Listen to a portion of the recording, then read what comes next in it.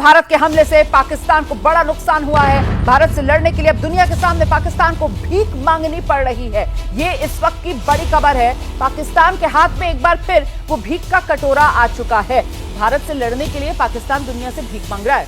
आज पाकिस्तान भी जो तबाही और बर्बादी की तरफ जा रहा है, उसमें किसी और का कसूर नहीं है, ना इंडिया का कसूर है ना किसी और का है। ये कसूर पाकिस्तानियों का है कि पाकिस्तानी खुद क्यों उठ नहीं खड़े हुए अपनी इस बेगैरत फौज के खिलाफ। जब इंडिया ने देखा कि ये तो बकरी हुए पड़े हैं, 24 मिसाइलों के आगे बकरी हुए पड़े हैं, और कौन कह रही थी भाई मिसाइलों का जवाब मिसाइलों से दो, जवाब उनको दुश्मन को।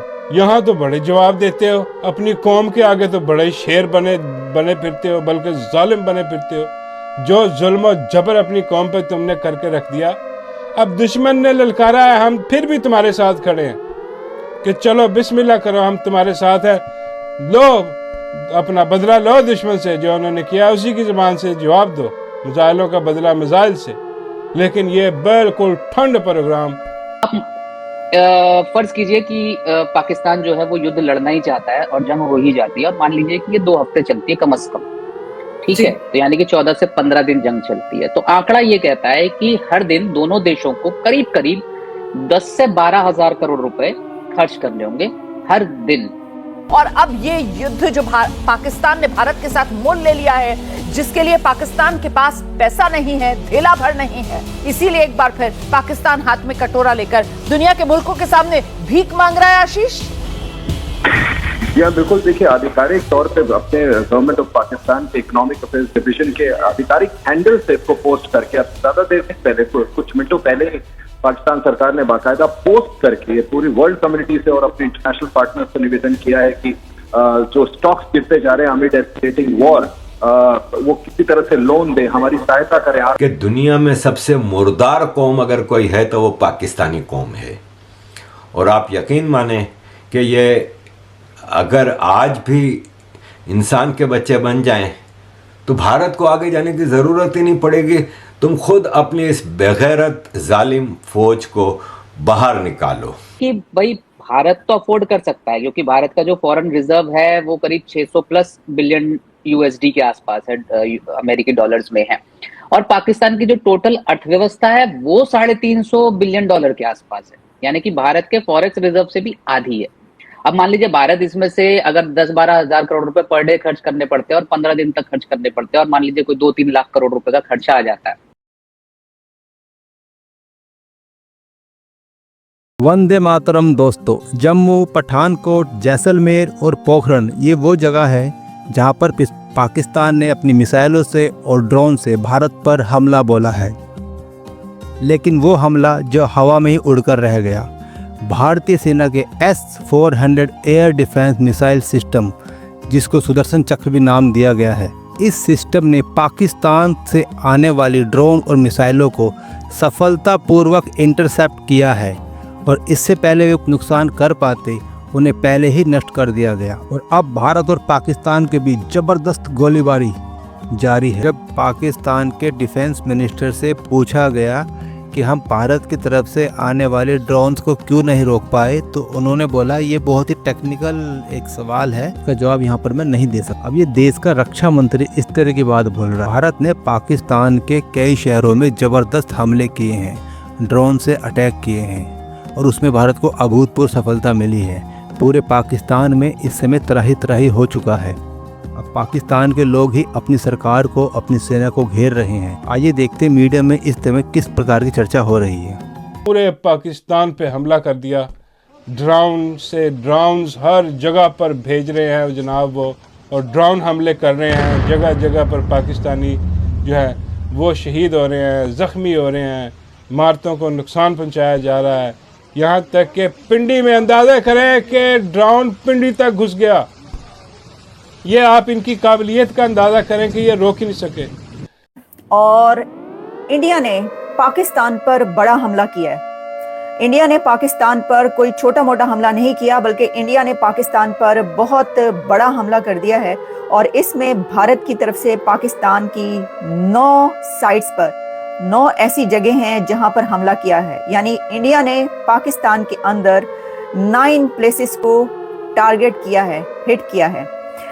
भारत का ये हमला अब से कुछ घंटे पहले शुरू हुआ आधी रात के वक्त, और इस हमले में अभी तक पाकिस्तान के अंदर उन जगहों पर बहुत ज़्यादा तबाही आ चुकी है जहां पर ये स्ट्राइक्स की गई हैं। और बलूचिस्तान, गिलगित बल्तिस्तान, सिंध और पख्तून एरियाज तो पाकिस्तान के साथ हैं नहीं, मतलब पंजाब के साथ हैं नहीं, पीओके। इस सारे सिनारियों में भारत का काम आसान हो गया है और भारत को चाहिए कि प्रेशर कंटिन्यूस जारी रखो। लेकिन अगर 15 दिन भी ये युद्ध चल गया तो पाकिस्तान को चोट पहुंचेगी। आप अगर सारा अनुमान लगा ले, मान लीजिए शेयर मार्केट का भी, और जो उसका IMF का पैकेज रुक जाएगा उसे भी आप काउंट कर लीजिए, जो एक्सपोर्ट इंपोर्ट भारत ने रोक दिया उसे भी काउंट कर लीजिए, और जो पाकिस्तानी सेना इस पर खर्चा करेगी उसे भी आप काउंट कर ले, तो करीब 10 लाख करोड़ रुपए के आसपास पाकिस्तान का नुकसान होगा। ये मैं पाकिस्तानी रुपयों में नहीं, भारतीय रुपयों में बता रहा हूं। अगर पाकिस्तान के रुपयों में आप देखेंगे तो वहां पे करीब इनको 30 लाख करोड़ रुपए के आसपास का नुकसान जो है वो पाकिस्तान को होगा, और पाकिस्तानी नुकसान झेलने की स्थिति में बिल्कुल नहीं है। लेकिन कहते हैं विनाशकाले विपरीत बुद्धि। दुनिया के कई देशों से आर्थिक मदद पाकिस्तान ने मांगी है। पाकिस्तान के वित्त मंत्रालय ने विश्व बैंक से भी मदद मांगी है, तो वर्ल्ड बैंक के दरवाजे पर पाकिस्तान पहुंचा है। दुनिया के अन्य देशों से पाकिस्तान मदद मांग रहा है। पाकिस्तान के हाथ में कटोरा, पाकिस्तान के लोगों के पास खाने को नहीं है, और पाकिस्तान की आर्मी ने पाकिस्तान के लोगों को इस युद्ध में झोंक दिया है। एक बड़ी खबर है पाकिस्तान में। पाकिस्तान के पीएम ने वहां पर इमरजेंसी बैठक बुलाई है। ड्रोन हमले को रोकने में पाकिस्तान नाकाम रहा है, और इसको लेकर के वहां की जो आवाम है वो लानतें भेज रही है वहां की हुकूमत और अपनी फौज पर। ना फ्लाइट्स आ रही हैं, ना शिप आ रहे हैं, ना कुछ है। इवन पाकिस्तान का PSL जो चल रहा था वो भी दुबई भेज दिया। तो होपफुली ये आखिरी PSL होगा, फिर आगे हम अपना बनाएंगे, SPL बनाएंगे, सिंध प्रीमियर लीग। और मैं भारत से रिक्वेस्ट करूंगा कि 2 चीज़ें मैं मांगता हूं अपने लिए, ज़ाती तौर पर कुछ नहीं, कि फैसला हो जाए। इसके बाद पाकिस्तान हाई कमीशन की यहाँ पे लंदन में जो बिल्डिंग है वो सिंधु देश को दे दी जाए, ताकि सिंधु देश हाई कमीशन वहाँ पे बनाया जाए। और दूसरा ये कि एशिया कप, वर्ल्ड कप और उस सब में अब पाकिस्तान की जगह सिंधु देश की टीम को नॉमिनेट किया जाए। ओ सिंध में घुस गए, लाहौर में हर जगह पर ड्रोन ही ड्रोन। अब हर घंटे बाद खबर आ रही है कि वहां पर एक ड्रोन गिरा और वहां पर गिरा। ये खौफ है, हाँ ये खौफ है इंडिया को कि वो खुलेआम ड्रोन भेज रहा है और यहाँ से कोई रेजिस्टेंस नहीं है। ये तो जवाब देना तो दूर की बात है, और ये नहीं बता सक रहे कि भाई ये इतनी अंदर घुस कैसे आए, इनको ड्रोन्स को रोका क्यों नहीं गया। जब ड्रोन्स ने बॉर्डर क्रॉस किया, और भाई हमारी इंटेलिजेंस, हमारा सारा सिस्टम, रिडार्स, ये वो, चलो हम कहते हैं कि चलो रात का वक्त था, हाँ जी, और वो जो मिसाइल है उनका नहीं पता लगा। कौम की हमदर्दियाँ कौम जो है इन्हीं से पूछ रही है कि भाई ये तुम्हारा काम है दिफा करना पाकिस्तान का, ये कैसे मुमकिन है कि अंदर आ गए। तो ऊपर से लोग टाउट जो हैं वो बैठ के कह रहे हैं कि वो इंडिया थर कांप रहा है, वो फेंक रहा है, दर्द दे दनादन दे उसने की पई है वहाँ पे, बेड़े गर्क किए पड़े पाकिस्तान में।